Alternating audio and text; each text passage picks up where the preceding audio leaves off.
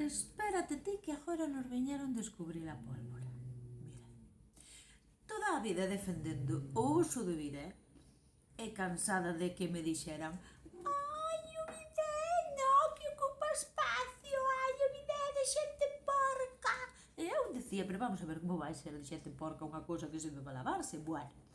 Enchime de escoitar eu isto. E agora veñen a facernos tutoriales de como che queda o cu por limparte co papel, e fan así cun plato cheo de nocilla. E claro, a decirche como podes andar así, entón agora tes que comprar si ou si un bidé. No, un baño japonés, un retrete japonés, que che bota agua. Aí, despois de ti facer as túas deposicións, botache así un chorro de agua, que xa verás ti cando se enteren do que pasa por arrastrar o de atrás pa diante.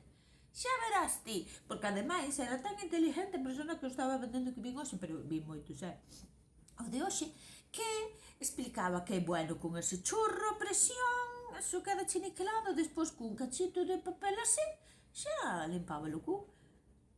Me de gustar a min ver despois, sacando unhas bolas de papel mollado que lle queden aí pegadas. É que, de verdad, o que inventamos por non